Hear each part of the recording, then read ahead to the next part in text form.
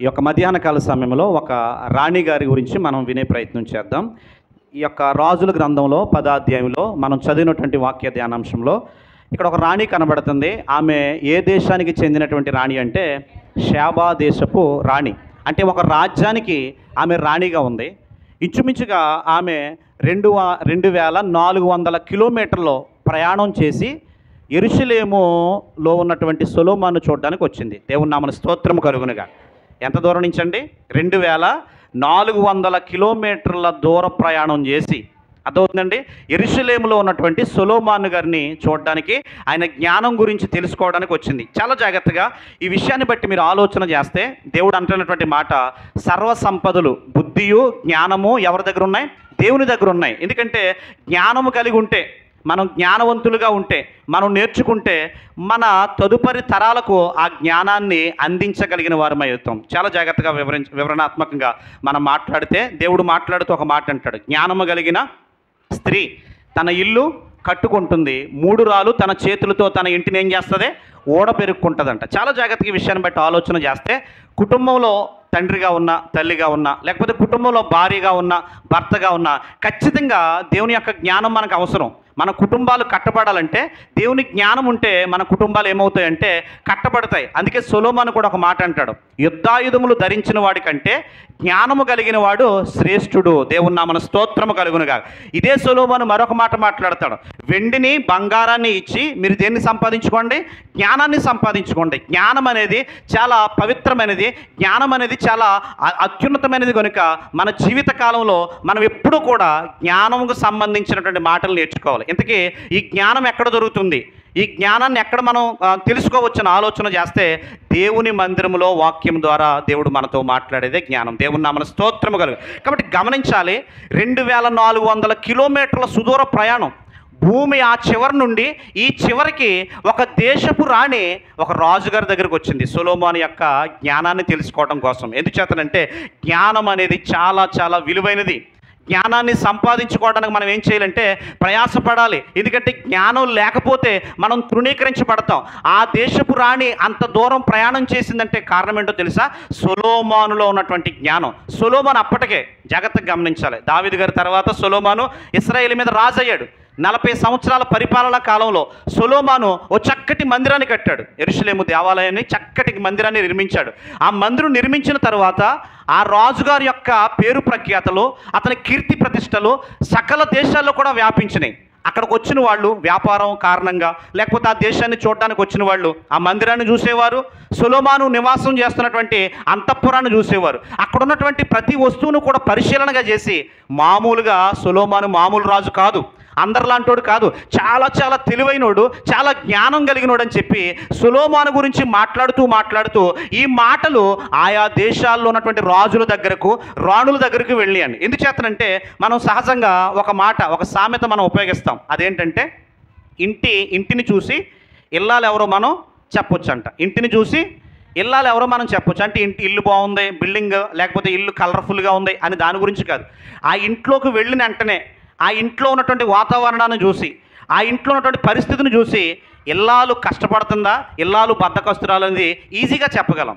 చూడండి, కొంతమంది ఇళ్లలోకి మనం వెళ్ళినప్పుడు అక్కడ ఉన్నటువంటి వనరులు పెద్దగా లేకపోయినా, అంతే పెద్ద పెద్ద బిల్డింగ్లని కాదు, ఆ ఉన్న కొద్దిపాటి ఇంట్లోనే వాళ్ళ బట్టలు సర్దుకునే తీరు కానీ, అదవుతుందండి, ఆ లోపల వస్తువులు ఉంచుకునే తీరు కానీ, వాళ్ళు ఎక్కడెక్కడ ఏ వస్తువులు ఉండాలో చక్కగా వాళ్ళకు ఉన్నటువంటి జ్ఞానం చొప్పున ఏం చేస్తారో చక్కగా వాటిని అలవర్చుకుంటారు, చక్కగా వాటిని పొందుపరుస్తారు. అది చూసిన వెంటనే మనం ఏం చేస్తామంటే, ఈ ఇల్లాలు చక్కగా కష్టపడుతుంది, ఇంట్లో ఉన్నటువంటి ప్రతి వస్తువు ఏది ఎక్కడ ఉండాలో అన్నీ కూడా ఒక క్రమంగా అమర్చుకుందని చెప్పి అంటాం. ఆ ఇంటికి వెళ్ళిన వెంటనే తలుపులు మొత్తం బార్లాగా తీసి, అదవుతుందండి, బట్టలన్నీ కుర్చీల మీద ఉండి, అందరింట్లో ఉంటాయండి, మామూలుగా చెప్తున్నా, బట్టలన్నీ కూడా కుర్చీలో ఉండి, అసలు కూర్చొనేది ఏదో అదవుతుందండి, మనం రెస్ట్ తీసుకునేది ఏదో తెలియకుండా ఇల్లంతా చిందరవందరగా, అదవుతుందండి, పిచ్చుకులు పీకిన గూడు అంటాం కదా, అలాగే ఉందనుకోండి, ఖచ్చితంగా వచ్చిన వాళ్ళు ఏం చేస్తారు చెప్పండి?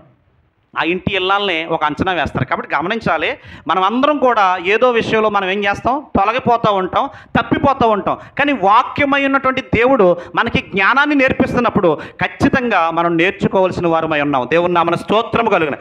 జ్ఞానాన్ని నేర్చుకోవటం అనేది నిరంతర ప్రక్రియ. ఏంటండి ఇది? నిరంతర ప్రక్రియ, ఎప్పుడు కూడా నేర్చుకుంటూనే ఉండాలి. మనం పుట్టింది మొదలుకొని చనిపోయేంత వరకు ఎవరైతే జ్ఞానాన్ని నేర్చుకుంటారో వాళ్ళు పరిపూర్ణులుగా ఉంటారు. దేవుని నామమున స్తోత్రము కలుగు. కొన్ని సందర్భాల్లో మనం పెద్దోళ్ళం అవ్వచ్చు, మనకి తెలియనటువంటి విషయం చిన్నోళ్ళకి తెలుస్తుంది. మనకు తెలియనటువంటి విషయం వయసులో చిన్నోళ్ళకి తెలిసినప్పుడు ఖచ్చితంగా వాళ్ళు మాట్లాడుతున్నప్పుడు మనం ఏం చేయాలి తెలుసా? తెలుసుకునే వారమై ఉండాలి. దేవుని నామమున స్తోత్రము కలుగు. చాలామంది చూడండి, మనం ఎక్కడ పొరపాటు చేస్తామంటే నాకు తెలిసిందే జ్ఞానం, నేను విన్నదే గొప్పదని చెప్పి అవతల వ్యక్తి చెప్పేదాన్ని కూడా మనం ఏం చేయమంటే తీసుకోమండి. ఉదాహరణకి ఇక్కడ ప్యాడ్ ఉంది, అక్కడ ప్యాడ్ను ప్లే చేస్తున్నాడు. ప్లే చేసే వ్యక్తి ప్రతి వారం కూడా మీ పాటలకు తగ్గట్టుగా ఏం చేయాలంటే అతను నేర్చుకుంటూ ఉండాలి. అలా నేర్చుకుంటూ ఉన్నప్పుడు అతను ఒక రోజున పరిపూర్ణుడైపోతాడు. ఇంకన్నీ కూడా తెలిసినప్పుడు ఎలా ఏ రీతిలో మీరు పాడినా అతను కొట్టే విధంగా ఉంటాడు.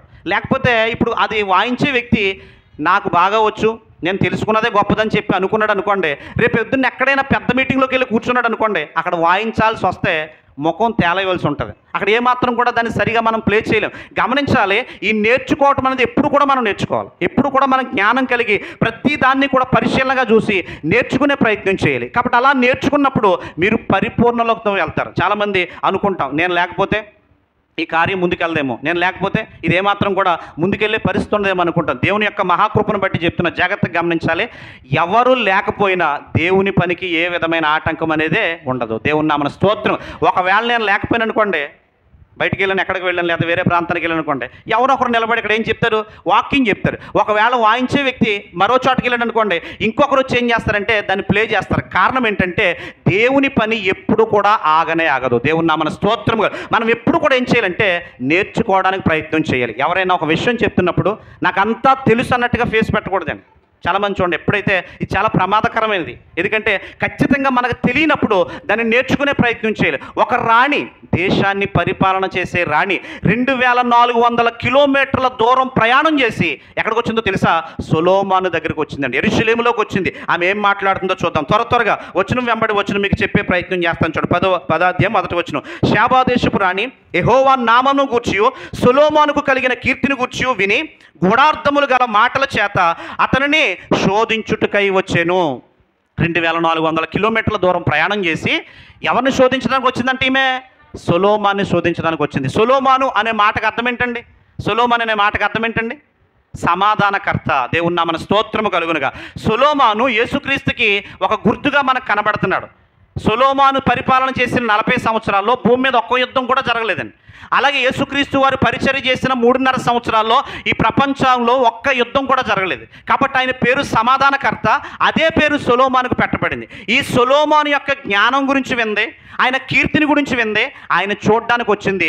చూడడానికి రావటమే కాదు, ఆయన్ను ప్రశ్నల చేత శోధించడానికి వచ్చింది. అంటే ఈమె ఏమీ సామాన్యమైనటువంటి స్త్రీ కాదు, ఈమె కూడా జ్ఞానవంతురాలే. కాబట్టి సొలొమోను కొన్ని ప్రశ్నలు వేద్దాం. ఆ ప్రశ్నలకు గనక సొలొమోను సమాధానం చెప్పకపోతే ఇప్పుడు సొలొమోను గ్రేటా, నేను గ్రేటో అక్కడ ఉన్నటువంటి ప్రజలందరికీ కూడా ఏమవుతుంది? తెలుస్తుంది. సొలొమోను యొక్క జ్ఞానం గురించి మీరు ఆలోచన చేస్తే, తండ్రి చనిపోయిన తర్వాత అత్యంత పిన్న వయసులో ఇశ్రాయేలు యొక్క సామ్రాజ్యం మీద రాజుగా అభిషేకించబడ్డ సొలొమోను. ఆ సొలొమోను రాత్రికాల సమయంలో ప్రార్థన చేస్తూ ఉంటాడు, ప్రభువా, ఇశ్రాయేలు ప్రజలు సముద్రం పక్కన ఉన్నటువంటి ఇసుక రేణులంతా విస్తారంగా విస్తరించి ఉన్నారు. నేనైతే చిన్నోడిని, ప్రజలు చూస్తేనేమో చాలామంది విస్తరించి ఉన్నారు. వీళ్ళందరికీ కూడా నీతి న్యాయములు జరిగించాలంటే ఖచ్చితంగా నీ జ్ఞానం నాకు కావాలి. చప్పలు కొట్టి దేవుని నామాన్ని స్తుతించండి.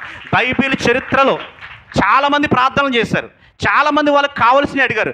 జ్ఞానమును అడిగినటువంటి వ్యక్తి ఒకే ఒక వ్యక్తి, అతను ఎవరంటే సొలొమోను. నాకు జ్ఞానం కావాలి ప్రభువా, ఇంకేమీ వద్దంటే దేవుడు గొప్పోడు కనుక నువ్వు జ్ఞానం అడిగావు కనుక జ్ఞానంతో పాటు అదనంగా ఏమేమి ఇచ్చాడో తెలుసా? ఐశ్వర్యం ఇచ్చాడు. అర్థమవుతుందండి? అతనికి ఘనతనిచ్చాడు, పేరు ప్రఖ్యాతలు ఇచ్చాడు. దేవుని నామమున స్తోత్రము కలుగు. అత్యంత పిన్న వయసులో సొలొమోను జ్ఞానం కలిగినటువంటి వ్యక్తిగా ఇశ్రాయేలు ప్రజల్ని పరిపాలన చేస్తున్నాడు. ఈ భూమి మీద పుట్టిన నరుల్లో ఎవరైతే ఉన్నారో, సొలొమోనుకు ముందు కానీ సొలొమోను తర్వాత కానీ, సొలొమోను కంటే జ్ఞాని ఈ భూమి మీద ఎవరో కూడా కనపడరు. దేవుని నామమున స్తోత్రం. కారణం ఏంటో తెలుసా? సొలొమోను నేర్చుకున్నది ఈ లోక జ్ఞానం కాదండి. ఈ లోక జ్ఞానాన్ని దేవుడు వెర్రితనంగా చేశాడు. సొలొమోను నేర్చుకున్నది ఏ జ్ఞానమో తెలుసా? పరలోకము నుండి దేవుడు అనుగ్రహించినటువంటి జ్ఞానం. అందుకే సొలొమోను ఆకాశములు ఎగిరే పక్షి దగ్గర నుంచి మన గోడ మీద మొలిచే నాచు మొక్క వరకు కూడా సంపూర్తిగా వివరంగా మాట్లాడగలడు. దేవుని నామన స్తోత్రం కలుగునుగా. ఎందుచేతనంటే ఆయన మాట్లాడలేనిదంటూ బైబిల్లో ఏది లేదండి. ఖగోళ శాస్త్రం గురించి ఆయన మాట్లాడాడు, వృక్ష శాస్త్రం గురించి ఆయన మాట్లాడాడు, జంతు శాస్త్రం గురించి ఆయన మాట్లాడాడు, గ్రహాల కదలికల గురించి కూడా ఆయన మాట్లాడాడు. దేవుని నామన స్తోత్రం. అంత జ్ఞాని కాబట్టే ఆ జ్ఞానాన్ని తెలుసుకోవడానికి షేబా దేశపు రాణి 2400 కిలోమీటర్ల దూరం ప్రయాణం చేసి సొలొమోను ముందుకు వచ్చిందండి. 2వ వచనం చదువుదాం. 10వ అధ్యాయం 2వ వచనం. ఆమె గొప్ప పరివారముతో గంధవర్గమును విస్తారమైన బంగారమును రత్నములను ఒంటె మీద ఎక్కించుకొని యెరూషలేమునకు వచ్చెను. సొలొమోను దర్శనము చేసి తనకు తోచిన దానంతటిని బట్టి అతనితో మాటలాడగా. దేవుని నామన స్తోత్రము కలుగునుగాక. ఎక్కడి నుంచి వచ్చిందండి? షేబా దేశం నుంచి వచ్చింది. వస్తువు ఏం తీసుకొచ్చిందో తెలుసా? బంగారాన్ని తీసుకొచ్చింది. అదవుతుందండి. రత్నములు తీసుకొచ్చింది. అనేక మంది పనివారంతో కలిసి ఆమె అక్కడికి బయలుదేరి వచ్చింది. ఆలోచన చేయండి. ఇంతకీ ఈ యొక్క షేబా దేశంలో బంగారం చాలా ప్రసిద్ధమైనది. దేవుని నామన స్తోత్రము కలుగునుగా. ఇక్కడ ఉన్న వాళ్ళందరూ దేవుని స్తోత్రం చెప్పండి. అనేది బంగారానికి ప్రథమ స్థానంలో ఉన్నటువంటి రాజ్యం కాబట్టి అక్కడ గమనించాలి. ఆ షేబా దేశం గురించి దేవుడు మాట్లాడినటువంటి మాట చూద్దాం. కీర్తనల గ్రంథము 72వ అధ్యాయము, కీర్తనల గ్రంథము 72వ అధ్యాయము, కీర్తనల గ్రంథము 72వ అధ్యాయము.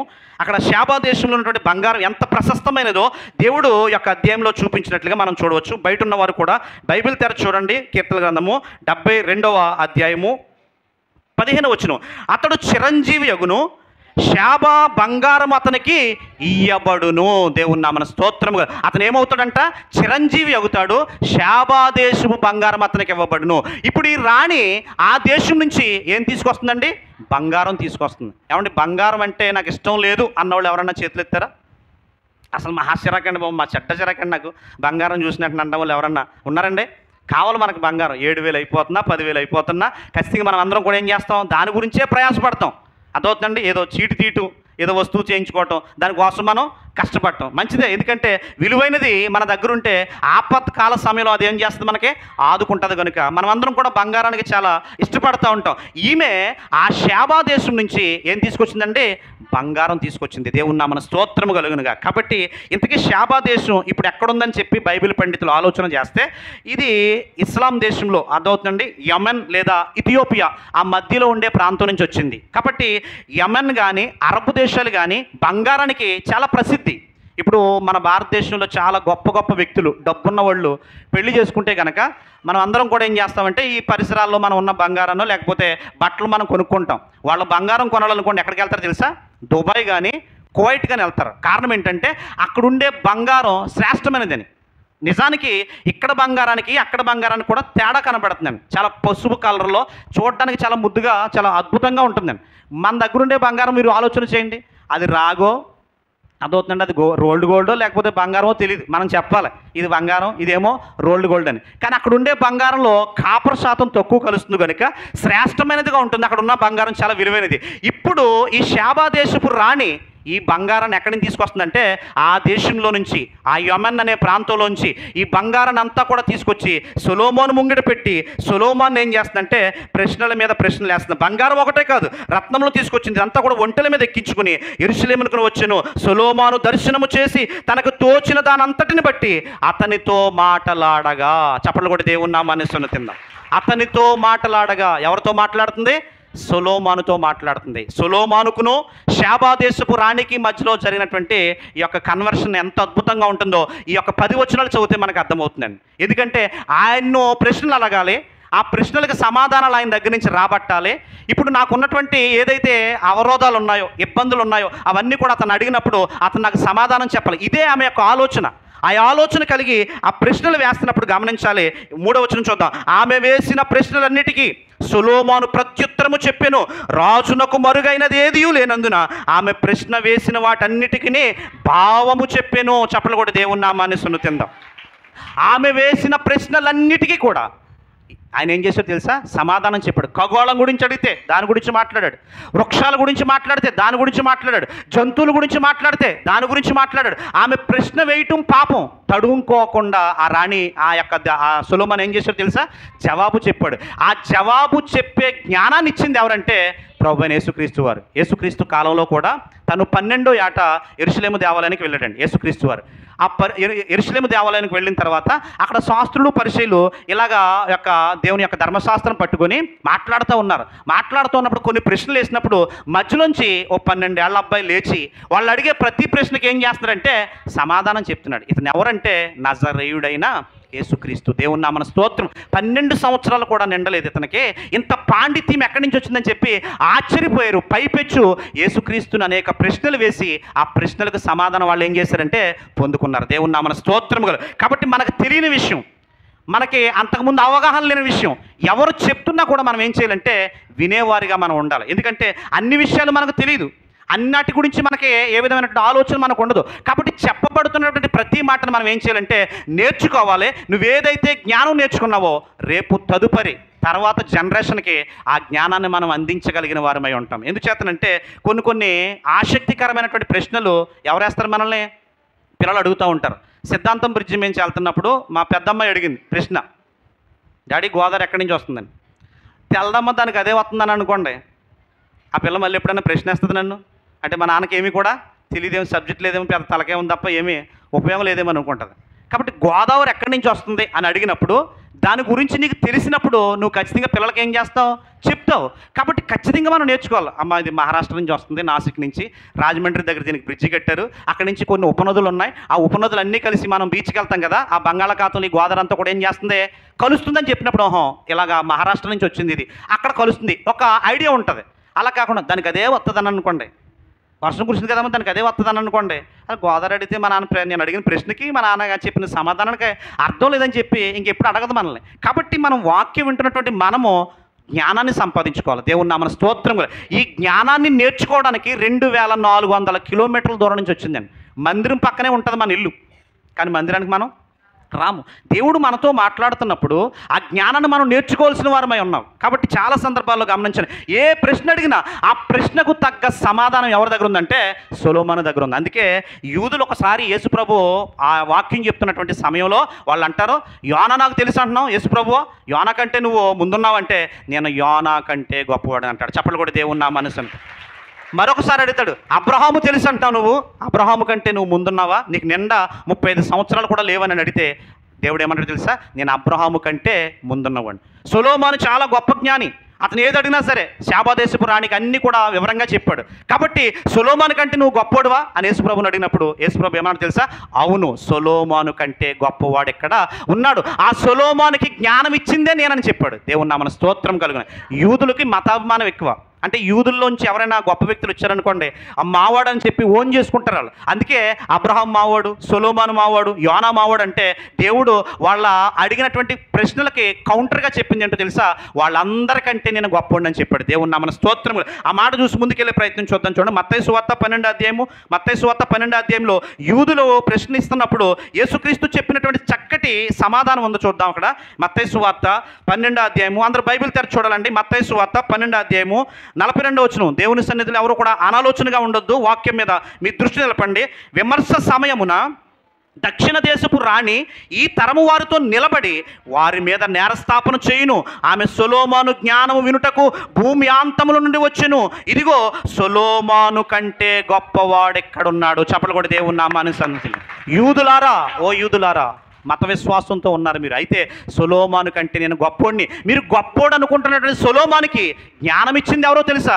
నేనేం చెప్తున్నాడు. కాబట్టి ఆ దేవుడు ఈ వాక్యం ద్వారా జ్ఞానాన్ని మనకు బోధిస్తున్నాడు. కాబట్టి వాక్యం ద్వారా మనం జ్ఞానాన్ని తెలుసుకోవాలి. ప్రతి వారం మనం దేవుని మందిరానికి వస్తున్నామంటే ఖచ్చితంగా ఏదో ఒకటి నేర్చుకుని మనం వెళ్ళాలి. ఆ నేర్చుకుంటే తదుపరి కాలంలో మనం చెప్పడానికి అవకాశం ఉంటుంది. ఎందుచేతనంటే ఆమె ఏ ప్రశ్న వేసినా, ఎక్కడి నుంచి అడిగినా అన్నింటికీ కూడా రాజుకు మరుగైనది ఏదీ లేదు కూడా గమనించాలి. అన్ని విషయాలు కూడా చాలా చక్కగా మాట్లాడిందండి. చక్కగా అవన్నీ విన్నప్పుడు ఆమె ఆశ్చర్యపోయింది. ఆమె అంతా కూడా చూసి చాలా అద్భుతంగా ఆ సొలొమోను యొక్క జ్ఞానాన్ని కొనియాడింది. మొన్న ఒకసారి రాధా మనోహర్ దాస్ దేవుడి గురించి కొంచెం వ్యతిరేకంగా మాట్లాడతారు కదా యూట్యూబ్లో. దేవుడు ఎక్కడొచ్చాడు, ఎడారిలో దేవుడు రకరకాల మాట్లాడతారు కదా. ఆ రాధా మనోహర్ దాస్ని ఒక అతను ఇంటర్వ్యూ చేస్తున్నాడండి. ఒక ఇంటర్వ్యూ చేసినప్పుడు చాలా మంచి క్వశ్చన్ అడిగాడు. ఎందుకంటే ఆ క్వశ్చన్ అడుగుతాడని చెప్పి రాధా మనోహర్ దాస్ కూడా ఎక్స్పెక్ట్ చేస్తున్నాడు. ఆ క్వశ్చన్ ఏంటంటే, సీతను ఎవరైనా తీసుకుపోతే కనుక, రాముడు భార్య సీతను ఎవరైనా తీసుకుపోతే కనుక, ఆ సీతను తీసుకుపోయినోడు కంట ఆడి శరీరం 1000 ముక్కల కింద విడిపోతుందంట.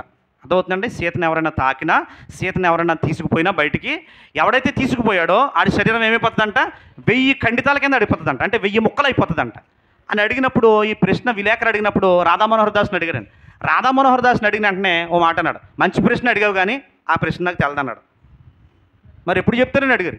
మా పెద్దోళ్ళని అడిగి చెప్తాన్నాడు. ఎప్పుడు చెప్తాన్నాడు? మా పెద్దోళ్ళని అడిగి చెప్తాను. మరి శాస్త్రంలో ఎలా ఉంది కదా, మరి నీకు తెలియాలి కదంటే, మరి ఇంటర్వ్యూకి ఎందుకు వచ్చావు మరి అని చెప్పి వాళ్ళ తర్వాత దాన్ని ఏం చేశారంటే మీమ్స్లోను, జోక్స్లోను వాటిని విడుదల చేశారండి. ఎందుకు ఈ మాట చెప్తున్నానంటే, శాబాదేశపు రాణి సొలొమోను దగ్గరికి వెళ్ళిన వెంటనే చాలా ప్రశ్నలు, ఏ ప్రశ్న అడుగుతుందో తెలియదు, అన్ని ప్రశ్నలు కూడా సవివరంగా జాగ్రత్తగా గమనించాలి. సొలొమోను ఆన్సర్ చేశాడండి. దేవుని నామమున స్తోత్రం. తర్వాత ఆమె ఏం చేసిందో చూద్దాం. 4వ వచనం. శాబారాణి, మొదటి రాజుల గ్రంథము 10:4. శాబారాణి సొలొమోను యొక్క జ్ఞానమును, అతడు కట్టించిన మందిరమును, అతని బల్ల మీద ఉన్న భోజన ద్రవ్యములను, అతని సేవకులు కూర్చుండు పీఠములను, అతని ఉపచారులు కనిపెట్టుడును, వారి వస్త్రములను, అతనికి గిన్నె నందించు వారిని, యెహోవా మందిరమందు అతడు అర్పించు దహన బలులను చూచి విస్మయమొందినదే. ఏమేం చూసిందో కూడా చెప్పిందండి. మనం ఎవరైనా ఇంట్లోకి వెళ్ళినప్పుడు మనం అన్నీ చూస్తాం కదా, చెప్పండి. మామూలుగా ఆడవాళ్ళు అనుకోండి, ఏం చూస్తారు మీరు? మామూలు అక్కడ ఉన్నటువంటి చీరలు, ఆమె వేసుకున్నటువంటి బంగారం, అదవుతుంటే అవన్నీ చూస్తారు. ఇంట్లో మగవాళ్ళు అనుకోండి, కారు ఉందా, బైక్ ఉందా, లేకపోతే అది చేసి ఉద్యోగం ఏంటి, వ్యాపారం ఏంటి. సహజంగా ఈ విషయాలు మనం ఆలోచన చేస్తాం. ఈ శాబాదేశపు రాణి అక్కడికి వెళ్ళి 8 విషయాలు చూసిందండి. ఏం చూసిందండి? 8 విషయాలు. చాలా సందర్భాల్లో మీరు గమనించండి, ఏదైనా ప్రాంతానికి మీరు వెళ్ళిన తర్వాత అక్కడ ఏం చూశారని మిమ్మల్ని అడిగితే కనుక ఎవరైనా ఖచ్చితంగా మీరు ఏం చెప్పాలి? నేను పలానా చూశాను, ఆ మ్యూజియం చూశాను, ఆ పార్క్ చూశాను, అది ఎవరు కట్టారో తెలుసుకున్నాను, అక్కడ ఏమేమి ఉన్నాయో తెలుసుకున్నాను అని మీరు చెప్పగలగాలి. అప్పుడే మీరు సరిగ్గా చూసినట్టు. దేవుని నామమున స్తోత్రం గల. అదే ఏదో పార్క్ తీసుకెళ్ళండి, అక్కడ మా ఓడి వెళ్ళిన తర్వాత అలా చూసి వచ్చేసామండి అని అన్నాం అనుకోండి, నీకు ఏం తెలిస్తే చెప్పండి. హైదరాబాద్లో ఆ పార్క్ ఎక్కడుందో, వైజాగ్లో ఆ జూ పార్క్ ఎక్కడుందో, అవన్నీ నీకు తెలిసినప్పుడే పూర్తిగా తెలుసుకున్నట్టు. ఇక్కడ 8 విషయాలు ఆమె నోటీస్ చేసి చూద్దాం, మాటలు చూద్దాం. మొట్టమొదటిగా పాయింట్ వేసుకోండి. 4వ వచనం. శాబారాణి సొలొమోను యొక్క జ్ఞానమును చూసింది. ఫస్ట్ ఏం చూసిందండి? జ్ఞానమును చూసింది. రెండోది ఏంటంట? సొలొమోను కట్టించిన మందిరాన్ని చూసింది. రెండో విషయం ఏంటండి? సొలొమోను కట్టించిన మందిరాన్ని చూసింది. తర్వాత ఆమె చూసింది ఏంటో తెలుసా? సొలొమోను బల్ల మీద ఉన్నటువంటి భోజన పదార్థాలను చూసింది. తర్వాత 4వది, అతని సేవకులు కూర్చుండు పీఠములు చూసింది. తర్వాత 5వది, అతని ఉపచారులు కనిపెట్టు విధానం చూసింది. 6వది మీరు గమనించాలి, వారి వస్త్రములు చూసింది. వాళ్ళ యూనిఫామ్ ఉంటుంది అక్కడ, వాళ్ళ యూనిఫామ్ను చూసింది. అలాగే 7వ వచనం, అతని గిన్నె అందించు వారిని చూసింది. దేవుని నామమున స్తోత్రము కలుగునుగా. 7వది. 8వది మీరు చూడాలి, అతని అర్పించు దహన బలులను చూసింది. ఇవన్నీ చూసి ఆమెకి మొత్తం అర్థమైందండి, సొలొమోను మామూలు జ్ఞాని కాదు. నేను విన్నదానికంటే ఇక్కడ చూసిన తర్వాత సొలొమోను సామాన్యుడు కాదు, ప్రపంచ దేశపు రాజులలో సొలొమోను అగ్రగణ్యుడు అని చెప్పి ఆ రాణి సాక్ష్యం ఇచ్చిందండి. 8 విషయాలు చూసింది.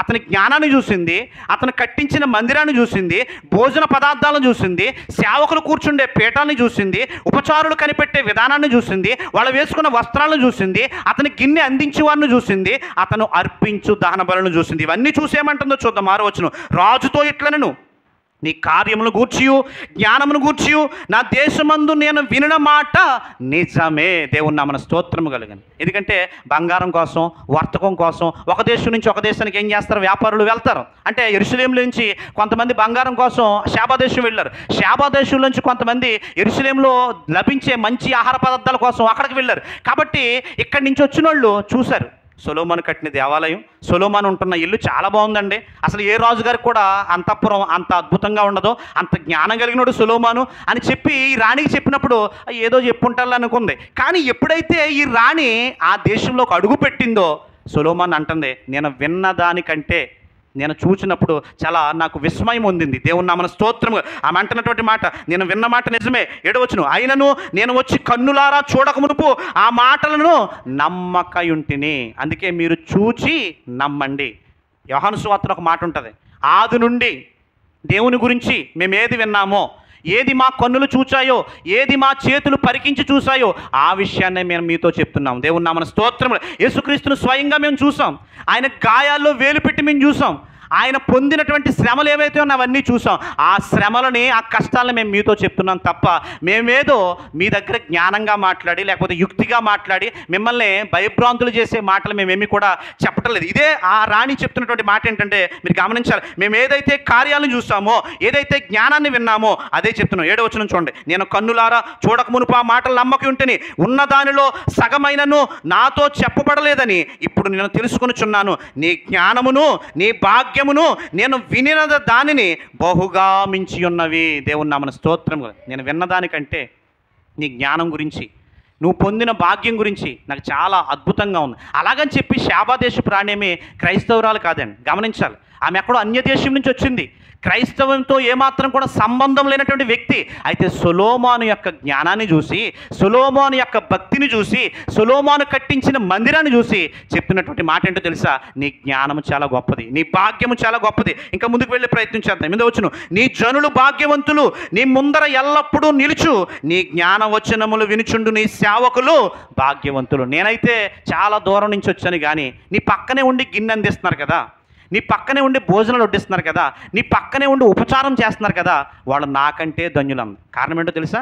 వాళ్ళప్పుడు కూడా నీ సముఖములో ఉండి, నీ దగ్గరే ఉండి నీ మాటలు వింటున్నారు. దేవుని నామమున స్తోత్రము కలుగును. కాబట్టి జ్ఞానము కలిగి సొలొమోను మాట్లాడుతున్నప్పుడు ఆ మాటలన్నీ కూడా అక్కడ ఉన్న వాళ్ళు వింటున్నారు. ఆ వింటున్నప్పుడు మీరు గమనించాలి, ఈ రాణి వచ్చి చెప్తుంది, నేను ఎక్కడో దూరం నుంచి వచ్చాను, కానీ ఎప్పుడు కూడా నీ దగ్గరుండే వాళ్ళు ధన్యులు. దేవుని నామమున స్తోత్రము కలుగును. ఈ వాక్యానికి వేళ చాలామంది దూరం అయిపోయారు. వాళ్ళకంటే వాక్యం వింటున్నటువంటి మీరు ధన్యులు. నమ్మిన వాళ్ళందరూ కూడా చప్పట్లు కూడా దేవుని నామం ఖచ్చితంగా.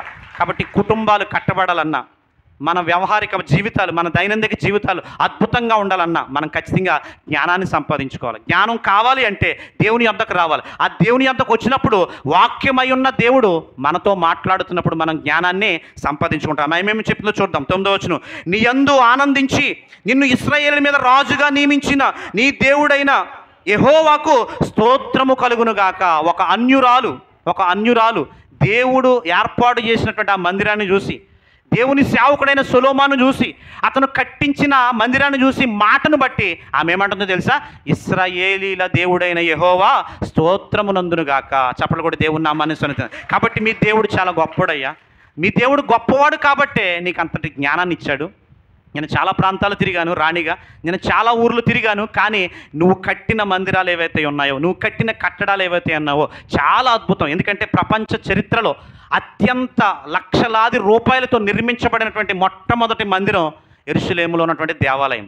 దాని కొరకు సామాగ్రిని సమకూర్చింది దావీదు. అయితే అది కట్టింది మాత్రం ఎవరంటే జ్ఞాని అయినటువంటి సొలొమోను. దేవుని నామమున స్తోత్రం. అది కడుతున్నప్పుడు అంట ఒక సుత్తి దెబ్బ కానీ, ఒక కర్ర దెబ్బ కానీ పడలేదంట. అంటే ఈ శబ్దం లేకుండా ఆ మందిరం కట్టబడింది. పైగా ఒక రాడ్కి మధ్యలో బంగారంతో చేసినటువంటి తాపడం పెట్టారంట. అంటే బంగారపు రేకులు చేసి ఒక రాడ్కి మధ్యలో బంగారపు రేకులు పెట్టారండి. అందుకే ఆ యొక్క నెబుకద్నెజర్ అనే రాజు యెరూషలేము మీదకి దండెత్తి వచ్చినప్పుడు ఆ రాళ్ళన్నీ కూడా పడగొట్టేసి ఏం పట్టిపోయాడు తెలుసా? ఆ మధ్యలో ఉన్నటువంటి బంగారాన్ని పట్టిపోయాడు. ఎందుకంటే బంగారం చాలా విలువైనది కనుక ఆ బంగారాన్ని తీసుకుపోయాడు. గమనించాలి, ఆ మందిరం గురించి, అక్కడ ఉన్నటువంటి ప్రజల గురించి ఆమె చూసి అంటున్నటువంటి మాట ఏంటంటే, నీ దేవుడైన యెహోవా స్తోత్రము కలుగునుగాక.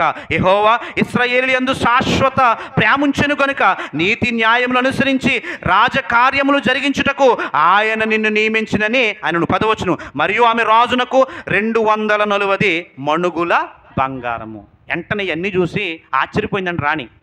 నిజానికి ఇంత జ్ఞానం ఎక్కడా ఉండదండి, ఇంత జ్ఞానం ఎక్కడా దొరకదండి. కాబట్టి ఇంత జ్ఞానంతో నువ్వు మాట్లాడుతున్నప్పుడు నాకు చాలా ఆశ్చర్యం వేసిందని చెప్పి ఎక్కడి నుంచి తీసుకొచ్చింది బంగారం? ఏ దేశం నుంచి చెప్పాలి? శాబా దేశం నుంచి. ఏ దేశం నుంచి అండి? వస్తు తనతో బంగారం తీసుకొచ్చింది. ఆ శాబా దేశం నుంచి తీసుకొచ్చినటువంటి బంగారం 240 మణుగుల బంగారం. ఇందాక ముంగండ మన మందిరంలో నేను వాకింగ్ చెప్తున్నప్పుడు పాస్టర్ గారు లెక్కలు కట్టారు.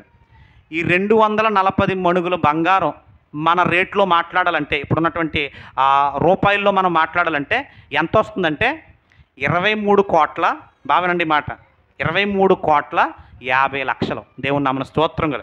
రాజుగారికి ఆ జ్ఞానపు మాటలు విన్న తర్వాత ఇక ఆ రాజుకి ఎంత ఇచ్చినా తక్కువే అని చెప్పి ఆమె దగ్గర ఉన్నటువంటి బంగారాన్ని అంతా కూడా ఇచ్చింది. దాని ఖరీదు ఎంతంటే 23,50,00,000 రూపాయలు. దేవుని నామమున స్తోత్రం. అదొకటే కాదండి, రత్నాలు ఇచ్చింది. అక్కడ ఉండే మేలిమి బంగారాన్ని ఇవన్నీ కూడా తీసుకొచ్చి ఎవరికి ఇచ్చిందంటే సొలొమోనుకి ఇచ్చింది. సొలొమోనుకి ఇస్తే అక్కడ రాయబడినటువంటి మాట చూడండి, బహు విస్తారమైన గంధక వర్గములను రత్నములను ఇచ్చెను. షేబాదేశపు రాణి రాజైన సొలొమోనుకి ఇచ్చిన గంధవర్గములంత విస్తారములు మరి ఎన్నడైనను రాలేదు. అంటే ఈమె ఇచ్చిన బహుమతే సొలొమోనుకు వచ్చినటువంటి గిఫ్ట్లో అతి పెద్దది. దేవుని నామమున స్తోత్రములు. కారణం ఏంటో తెలుసా? ఈమె జ్ఞానమును ప్రేమించింది. దేని ప్రేమించిందండి? జ్ఞానాన్ని ప్రేమించింది. జ్ఞానం ఎక్కడ దొరుకుతుందో వెతుక్కుంటూ వెళ్ళింది. కాబట్టి వాక్యమైనటువంటి దేవుడు మనతో మాట్లాడుతున్నప్పుడు ఖచ్చితంగా మందిరానికి మనం వేగరమే రావాలి. దేవుని యొక్క మాటలు మనం వినాలి.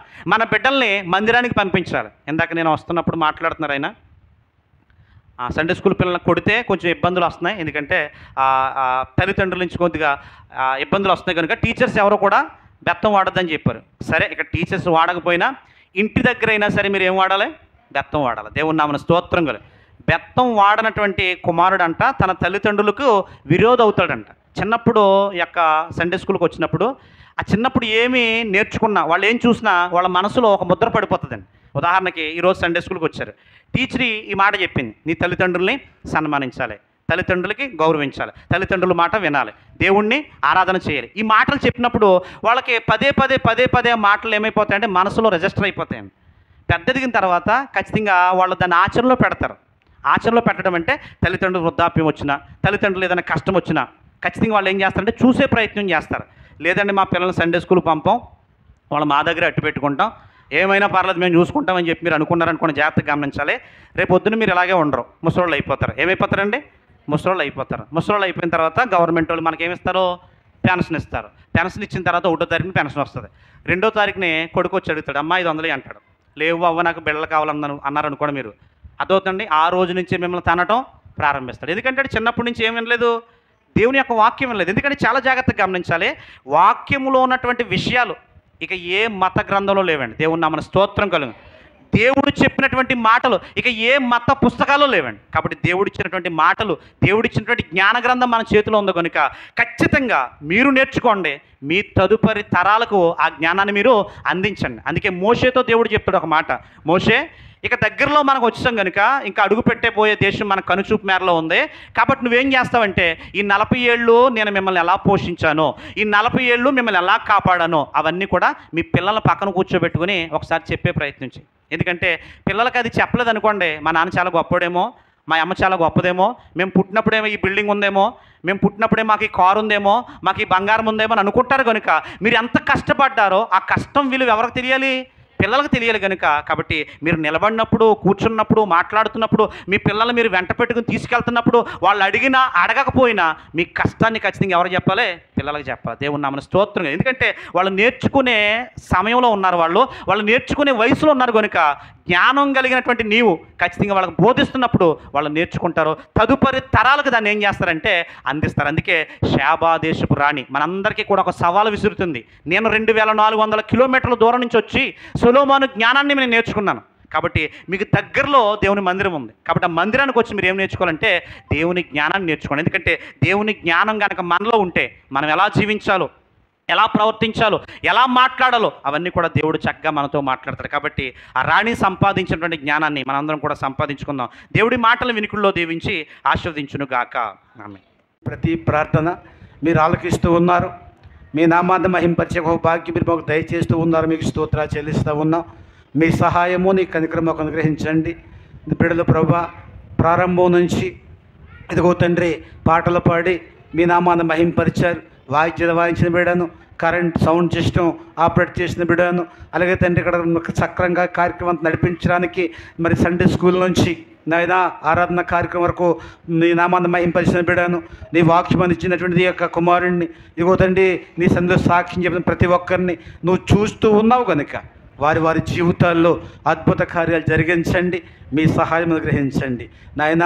ఇదిగో తండ్రి నీ సన్నిధిలో మేము విశ్వాసంతో ముందుకు సాగితే ఏ విధమైనటువంటి కార్యాలు చేస్తారో తండ్రి మీ సన్నిధిలో మీ యొక్క దాసులైనటువంటి సొలొమోను ద్వారా, షేబాదేశపు రాణి ద్వారా, ప్రభు షేబాదేశపు రాణి ద్వారా అనేక విషయాలు నేర్చుకోవడం సహాయం దయచేశారు. ఆ సొలొమోనుకి అంత గొప్ప జ్ఞానం ఎక్కడొచ్చిందో ఆలోచన చేస్తే అతి చిన్న వయసులో రాజు అయినటువంటి ఆ యొక్క సొలొమోను నీ పాదాల దగ్గర పట్టుకొని బతిమాలి ప్రార్థన చేసి నువ్వు జ్ఞానం ఇమ్మని బతిమాలిన కారణం బట్టి జ్ఞానంతో పాటు సకల ఆశీర్వాదాలు ప్రభు నీ దాసునికి ఇచ్చావు తండ్రి. విస్తారమైనటువంటి కోట్ల కొలది మణుగుల బంగారంతో ప్రభా మంచి మందిరాన్ని కట్టడానికి గల కారణం ఆయన ఆ బిడ్డకి ఇచ్చిన జ్ఞానమే.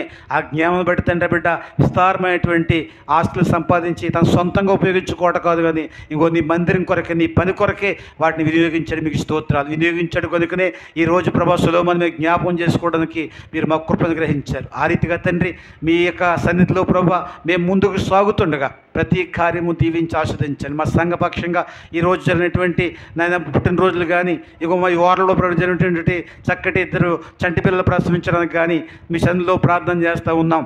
మీరు సహాయం దయచండి. ఈరోజు పుట్టినరోజు జరుపుకున్నటువంటి జస్వంత్ మీ చేతిలో ఎత్తుకోవడం ప్రార్థన చేస్తూ ఉన్నాం. పెళ్లి రోజు జరుపుకున్నటువంటి నాయన మరి ఎత్తుకోవడం శ్యాము తన భార్యను దీవించి ఆస్వాదించి సహాయం దయచేయండి. అలాగే ప్రభా మీకే వందనాలు స్తోత్రాలు చెల్లిస్తూ ఉన్నాం తండ్రి.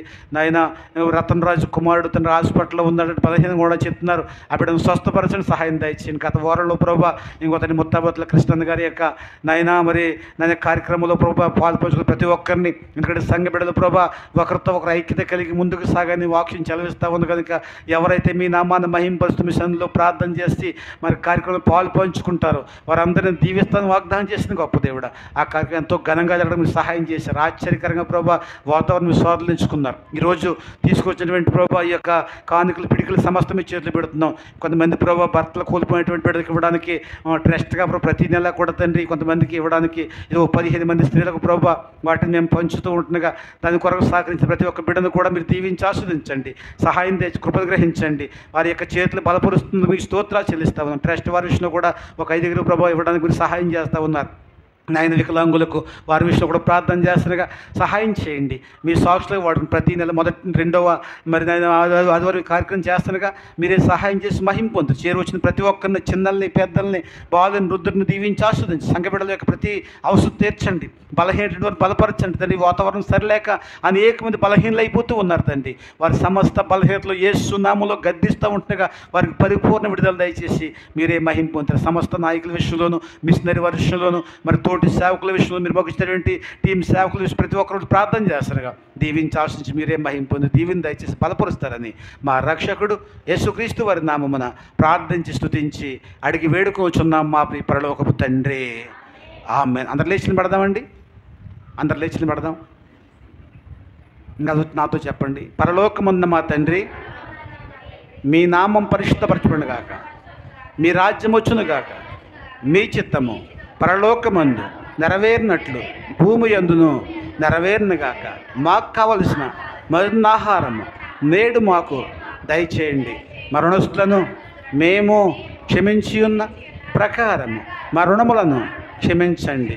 మమ్ములను శోధనలోనికి తేక కీడు నుంచి దుష్టుని బారి నుంచి తప్పించండి. రాజ్యము, శక్తి, మహిమ నిరంతరము నీవై ఉన్నావు తండ్రి.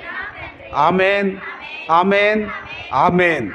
మన పరమ తండ్రి యెహోవా దేవుని ప్రేమ, కుమారుడు యేసుక్రీస్తు వారి కృప, పరిశుద్ధాత్మ యొక్క అన్యోన్య సావాసం, సమాధానం ఇప్పుడు ఎల్లప్పుడూ ఇక్కడ చేసిన పరిశుద్ధులకును సర్వలోకుల పరిశుద్ధులకును ఇంతవరకు ప్రార్థించిన ప్రతి అంశానికి వచ్చిన ప్రతి ఒక్క బిడ్డకు తోడుపించి ఆశించి కాసి కాపాడును గాక.